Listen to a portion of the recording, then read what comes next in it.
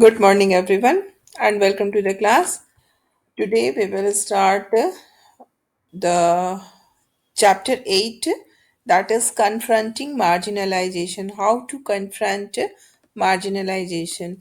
The previous chapter was also about marginalization. We have read about two groups, like the first was the tribal group, and the second was the minorities, the Muslim group, Muslim community, how they experience inequality and discrimination in the society, and that is why they are being marginalized.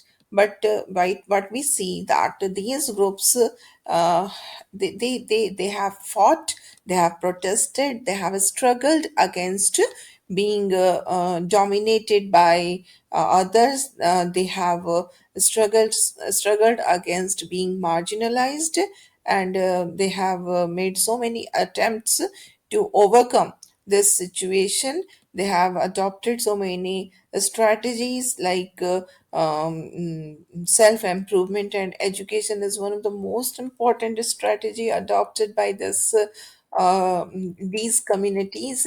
Other than this, they also adopt the strategy of economic uplift, armed struggle, self improvement, and religious solace. These are the various ways through which they want to be in the they want not to be marginalized.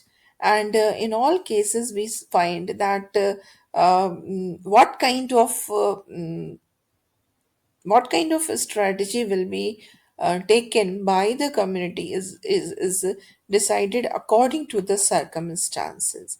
And this chapter, Confronting Marginalization, it deals about various ways in which these groups and individuals challenge the existing inequalities, which leads to marginalization. Like in our society, there are various groups, like the tribals are there, Dalits, Muslims, women, who are marginalized group. And these marginalized groups argue that simply by being citizen of a democratic country, they possess equal rights. Because India is a democratic country, and the most important feature of our democracy is equality and liberty. We all are equal. We all are equal.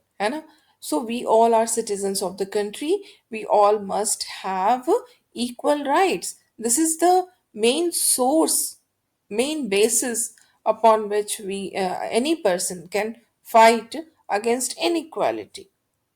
So, constitution is one of the most important source of strength for the marginalized community, because it gives strength to the marginalized community to fight against the inequalities which is existing in the country.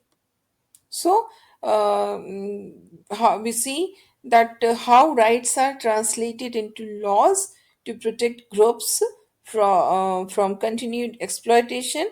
And in this chapter, we will also look at government effort to make policies in order to promote the uh, access of these groups to the development.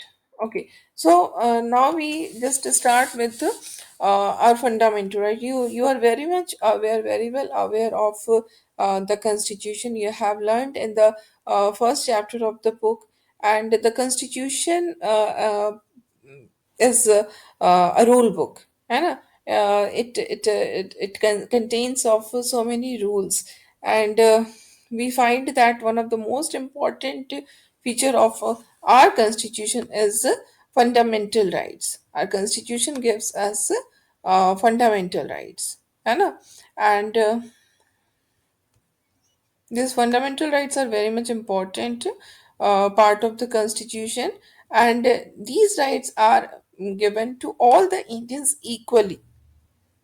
A person may belong to marginalized community, still he or she has the same right as a person belonging to the mainstream community. ठीक है? So anyone can insist on their fundamental right. If it is being violated. And so it happened many times that these people who belong to marginalized community, they force the government to recognize the injustice which is done to them. And they have insisted that the government must enforce these laws so that their interest can be protected. And we see that sometimes it also happens that the marginalized community struggle with the government. They pressurize the government to frame new laws in keeping with the spirit of fundamental according to the fundamental rights of the constitution. Laws must be made by the government. So this kind of pressure is there on the government, and this pressure is put by the uh, marginalized community. And now we see we have Article 17 in the Constitution, and this Article 17 says that it is very important for you. You have read it earlier also. Article 17, which says that untouchability has been abolished. है ना? So, what does it mean? Ki untouchability has been abolished. It means that no one can prevent the anyone from entering any school, or from entering any temple, or for using any public facility. Every no one will can practice untouchability in public place. है ना?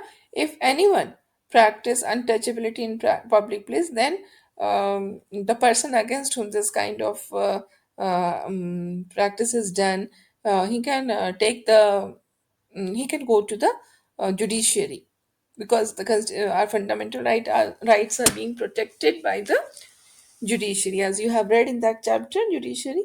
Okay. Other than this Article 17, there is one more article in the Constitution, that is Article 15.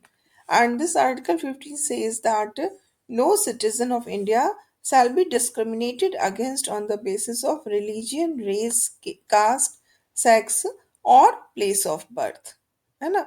This is also important because it says that there will not be any kind of inequality among the people on the basis of religion, race, caste, sex, or place of birth. Okay, and this article is also used by Dalit in order to seek equality whenever it is denied to them. So Dalits जो है they can invoke or draw on a fundamental right in situation where they feel that they have been treated badly by any individual or community or the government. If suppose the government is making any law which is against the spirit of the fundamental right, and in this way it is violating the fundamental rights of the tribals or dalits or any community, then the person who is getting affected, like suppose dalit are going to be affected by this new law of the constitution, this new law of the government, this new law, because of this new law there will be violation of the fundamental rights of the tribals or dalits. So in that situation dalits can they can go to the judiciary, है ना? And ask for the enforcement of the fundamental rights. So many times it happened that they have drawn the attention of the government of India to the constitution.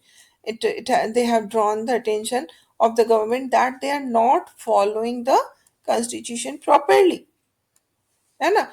It is the duty of the government to abide by the provisions of the constitution, and in this way do justice to them. Okay, so this is one of the most important way through which we can confront marginalization. Okay, and now we see that there are other minority groups also, and they have drawn on fundamental rights section of our constitution. They have particularly drawn upon the right to freedom of religion. and cultural and educational right, because our constitution gives us freedom of right to freedom of religion. It means that no one can compel anyone to follow or practice any religion. We all are free to follow or practice any religion of our choice. Not only this, our constitution also gives us some cultural and educational right. So we see that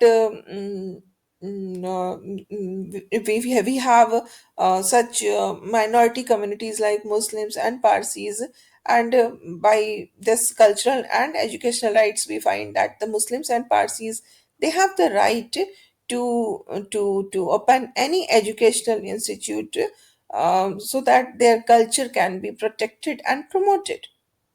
है ना?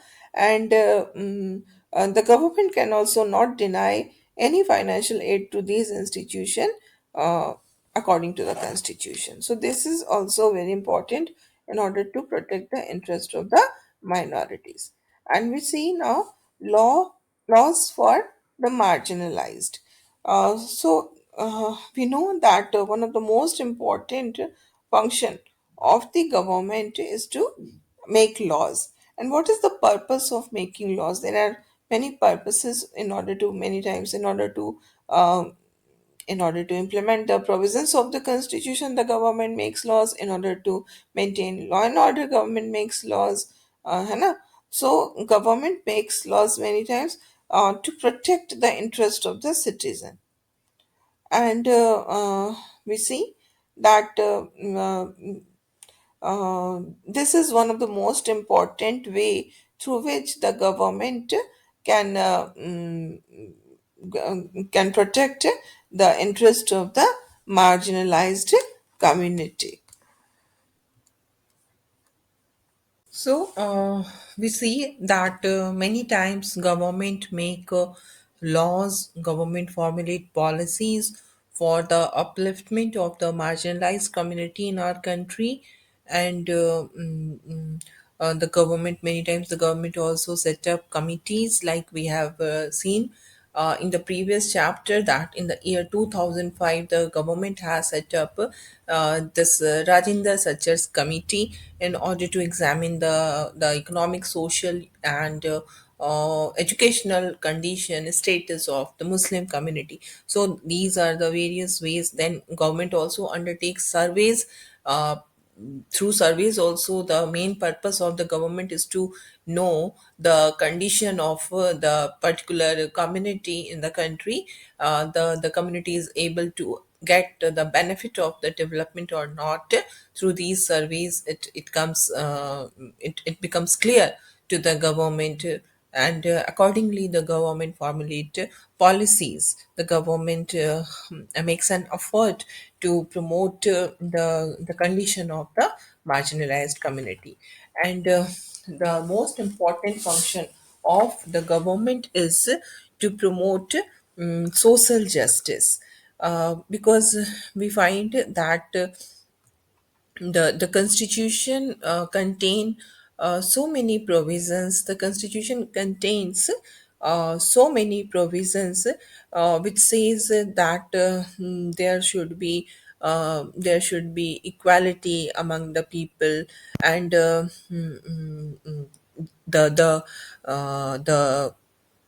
marginalized community like the tribals, the Dalits, they must get benefit from the policies of the government. So we see that the government provides them uh, different types of facilities. Like many times the government give the students of Dalit and Adivasis this facility of free hostel, or it may also provide them hostels with subsidized fees.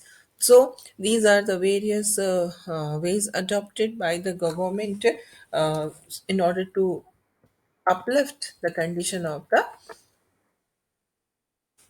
marginalized community. And other than this, we see that government also do make some policies in order to bring equality. And one of such law or policy is the reservation policy of our country. The reservation policy is very significant, and at the same time, we can say it is very contentious also. Like significant because it gives reservation to the people belonging to the scheduled caste and scheduled tribes and OBCs, and it is contentious because it causes a kind of tension among different groups of society. It causes a kind of dissatisfaction among the people belonging to this upper caste community. So, what is this law of policy of reservation? Um, it says that there must be some seats in the educational institutes and government employment which should be reserved for Adivasis and Dalits. So we have a society where we find that the lower caste were denied of the facilities of the society for centuries because they were considered to be untouchables. They were not allowed entry in the schools, in the temples, in they were not allowed to use the public facilities. So these were the conditions which were prevailing in our country. So now the government has, in order to compensate that community, this reservation policy is adopted. And according to this reservation policy, what happens that any student or any candidate who belong to scheduled caste or scheduled tribes, he has to present a certificate for that. If suppose he has filled up the form for getting admission in any educational institute, then there will be a question in the form that the candidate belong to SC or ST or not, whether the candidate belong to scheduled caste or scheduled tribe. If yes, आपने yes कर दिया, तो now you will have to provide a certificate also which prove that you really belong to that scheduled caste and scheduled tribes. So if your caste or tribe is scheduled as scheduled in the constitution, then you will in the record of the government. If your caste is scheduled in the record of the government, then you will get the benefit of reservation. But it does not mean that anyone who belongs to this scheduled caste or scheduled tribes will automatically get entry into the educational institute or government job. No, there will be cutoffs, है ना? Whenever you sit for any competitive exams, so you will find that when the results come out, there will be a cutoff marks. This cutoff marks says that suppose the any question, any exam may happen for 100 marks, and these 100 marks, suppose the cutoff is decided to be at 85. So this is what the student belonging to general community. So if any student, any candidate from general category gets 85 or more, then he will be selected, he or she will be selected. Now for scheduled caste, it may be 75, है ना? So if a candidate belongs to scheduled caste, then he or she will need only 35 marks 75 marks in order to get admission. इसी तरह से ये ST के लिए और भी कम हो सकता है, लाइक 65 हो सकता है. तो इस तरह से ये रिजर्वेशन की पॉलिसी काम करती है. और the main purpose behind bringing this reservation policy was to bring equality in the society. Okay, and we see that our society has this reservation policy which aims at bringing equality among the people. So, this is all for today.